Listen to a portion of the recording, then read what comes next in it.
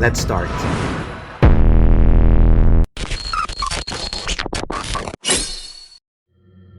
Personality and what do you learn from the Irvington environment? Well, for me, I learned, like, even though it's home, I realized there wasn't that many people that wanted to do what I wanted to do. So pretty much I knew that I had to stand out. I had to be different. I had to really grow and cultivate myself, because if not, I would just been another part of the environment. And it's like, I love my town, but it's like there's nothing about it that makes it stand out. The only thing that makes it stand out is like it's right next to Newark, Jersey City, Maplewood, East Orange, all that stuff. And it's like you go straight into the highway to get to New York City. But like my environment wasn't, it was home, but it didn't really build that. Or sometimes I didn't even see it until I got older. That some people just needed help. So I wanted to be an advocate for the voices that could never speak up for themselves, because I remember what it was like to not speak up for myself. And this definitely, it's very thoughtful to think about like how different you were in this environment. Where perhaps, and I'm from the Bronx, so I understand what you're saying. It's not like a West Orange or Montclair, city or town where most of the people around that environment are people that have done something with their life. If it's not academically, they have done it at a corporate level, or they're pioneers in different businesses. Talk about everything in the Bronx is a low income meridian city and town. And what you see there is the complete opposite. People confused, people not getting the proper education. How much of that do you believe is the decision a person makes to educate themselves, and also the responsibility of the state to provide the proper tools and education, especially knowing that these are the individuals that need the biggest investment to get out of that level of poverty? I believe it comes down to the leadership, because your team is a reflection of how it's being led. So if you have a leader that's very lackadaisical, very nonchalant, who doesn't really prioritize education, health, sanitation, or like investments, financial wellness to the community, real estate, then your entire city and its denizens are going to be a mere reflection of that too. Whereas then you have a leader who's outspoken, a little bit altruistic, assertive in their roles and what they feel, and as a voice for the people, then the people are going to more likely to have a little spark in them to fight for, not only for themselves, for their leader, but for themselves. It gives them a light to revitalize themselves, to see, maybe I can do something before, because like I had no one who mirrored or voiced how I felt. Now when I have that, I was like, okay, if they can do that and they came exactly similar where I'm from, then so can I. It will inspire you to want to be better. But if everyone around you is mediocre, then you're going to more likely fall in line into the mediocrity. And you're a product of your environment, unfortunately, because not everyone have the proper mindset, the tools, also I would say the emotional background to withstand the storms of being resilient enough to move yourself out of a environment. But also, this plays a huge game in also learning from different environments, being exposed to different education, different systems, different places, different people, because that's going to broaden also your perspective about life. And somebody that have low resources don't have the opportunity to take and travel to another country to see what that looks like. They can't go on the regular to visit a museum or go and to a college that is going to, I will say, connect them to education, or have a tutor that can embrace their full potential and polish it. This is the sad part about where we at in terms of our educational system and society, is that are we doing enough is the question. Exactly. Listen, I've had friends, family members, and peers and colleagues who have never left their hometown. Most of them, some have never went to college. Like that's one aspect. Some have never even left the state line. Some have never traveled outside of the country. Some don't have money. They'd be lucky if they have $500 in their savings account. Like most people, when you really look at it, are stuck. Most of them are stuck. And it's like, it's a very daunting thing to look at. Yeah, it's daunting. It's scary because the country has a lot of resources, and it's just not distributed, I would say, fairly and better to, I would say, equilibrate, to balance the part of where society is stuck, to help them elevate. Because think about it, if we elevate our levels of education, that means our economy is going to be better. We're going to do better for ourselves. We're going to have less crime. We're going to have less incarceration. Our behaviors change because we are not now you're fighting, or you're living for with a purpose. And that's the biggest issue. I see a lot of individuals not having a legit purpose of what they want to do for their life and for themselves. Exactly. And when you don't have that, what is it that you go? You go back to the societal norm. What are your thoughts about that? Oh, I was waiting for you to say that, because also when you lack a purpose, it makes you more susceptible to easy forms of manipulation and agenda pieces, especially with the internet, when that is circulating throughout everywhere. It makes you more susceptible because you don't have a real life goal in mind. You have no sense of direction or purpose. Everyone else around you is either the same, or some have transcended where you thought where the societal standard of success was going to be at. So that's where the dangers of walking through life purposely and you're just in survivor's mode. You're just maintaining just to pay bills. That's the main danger of it, because it makes you a disposable pawn in someone else's agenda piece. Oh my God, you hit it on the nail. And it's so funny because my last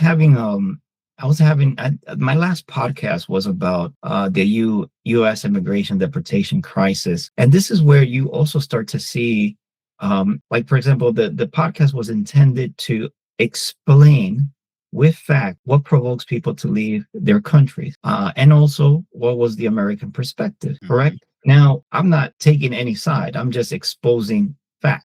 But as you can see, certain comments that I took the liberty to just, see curiosity, right? But not to respond, just to understand. And you see people take a stance to a political way or how they feel about it. And this is not about how you feel or what is your personal view. It's just these are facts. These are cold facts. But here's where we see also the level of education when we see a content, and now we don't understand the real intention behind what a content was made for.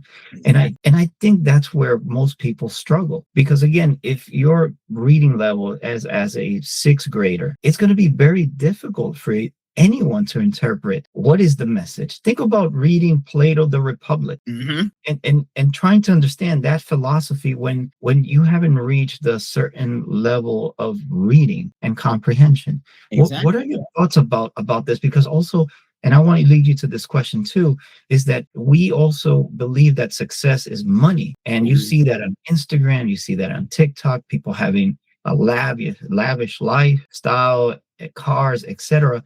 But you can be more happy with having less and living a peaceful life. What are your takes on this?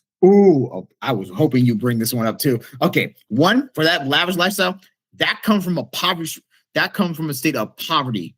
If you've never had anything in your life, the only thing you're going to strive for is that the moment you get that little bit of success, you're going to double down and try to obtain everything that you have never had before, and you'll go into a financial hole just to maintain that, just to achieve that, because for the first time in your life, you not only feel seen, you not only feel success, you're the first one in your entire family, in your friend group, in your town, in your culture, to gain this level of success at such a fast pace. It shows that you worked hard and you were diligent in this thing, but it also shows how easily we can get sucked into these things, especially when we're just only thinking about it from a monetary gain. And it's a societal gain where pretty much you're no longer the peon, the peasant, the pawn. You're now one of the upper echelons now, or what you assume to be the upper echelon. Because let me give you a perspective too. Bezos got money, Gates got money, Elon got money. You just a dude with a good job, hoping you still got one tomorrow. Because guess what? Especially you can get all that, you can make money,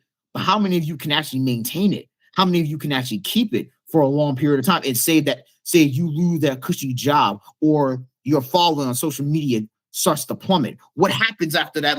That lifestyle becomes very risky to maintain because you don't have the funds to maintain it. But because you condition yourself, when you've been in for so long, it's hard to switch back to what you were physically. And also the other question you had was social media. We see that all the time, especially in the medical field and in the research section, because you have so many people who will try to do research on things that without really understanding the historical context, the scientific data, the vocabulary, and how research actually functions. They'll read something at face value without really understanding it, or they'll read an article or see a podcast or a video or two, and they'll think they're an expert. They'll think they got their third eye open to things, or they'll read think pieces or books with people who have the same implicit bias as them without really challenging their belief system, and they'll fall into that same rabbit hole again. And sometimes you got people in higher fields of education that fall into this trap too, that because of their own implicit bias without really being able how to separate them. That people are more susceptible to that than they realize. No, indeed. And it's almost like if you read Nietzsche and you fall victim into his idealisms, that the man was brilliant, but the man was also had a lot of issues, right? Exactly. He had a lot of we can say he was a racist. Mm-hmm. We can say many other things from him, but we have to separate the brilliance from the man and the behavior and the ethics. And sometimes when we don't evaluate every category of a subject, we fall victim into what you're saying. Exactly. Same thing with Marxism or people who read Machiavellian. I was like, you got to be very careful with that. On surface level, it's very thought-provoking. Nietzsche, Siegfried, you have to be very careful with them. But because people's own personal bias leaks into their work as well, especially in a historical context too. You gotta be very careful with that.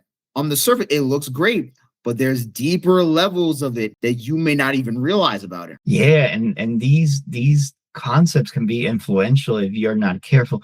You know, when I read or when I study any of these great philosophers and psychologists and scientists, I ask myself, I want to learn, but if I was to give a lecture about these individuals, that's the kind of mindset I approach. Because when you provide a lecture, it's not about how you feel about the content or how the audience feel. It's about the real facts. What are the facts? What was this person in his essence, and what was he trying to achieve in his professional and personal life? And I think that has helped me to become and avoid being biased, because I give you a good example. I'm a Christian, and when I did a podcast about Christ, I was like, well, I want to speak about just the Jesus as the human, not the God, right? So it's hard to keep yourself, because you have a personal attachment, a personal belief, to keep yourself separate. But what helped was that it's like, well, if I'm giving a lecture and I have no sort of understanding of who this person is, that's the approach I need to have in order to give the proper insight of this content. Do you believe, because you spoke about social media, how often do you see an approach like this on social media? Because I do hear a lot of times also, it makes me laugh. 5 things to do to stop anxiety. And I'm like, yes. I see this all the time. People, how to deal with stress, anxiety, how to lose weight. There's always a new trend, a new idea. Hold on, just give me 1 second, because I want to charge my computer real quick. Just 1 second. No, go ahead. Take your time, man. Wait, hold on. It's just like, take your time, brother. Thank you. No. It's funny because you get to see how there's so much misinformation out there, and we're always looking for the easy repair, the quick solution. We're not looking to put in the real effort to not understand how to navigate through something, but also understand ourselves a little bit better. One of the biggest things about psychology is understanding fear, how to cope with fear, how to use that as a tool, what can you learn from fear, and also why is that fear there? And in your criterion, what are your thoughts about the misinformation, the easy fixes, and how people are handling fear? Yeah, because it gives you a sense of control.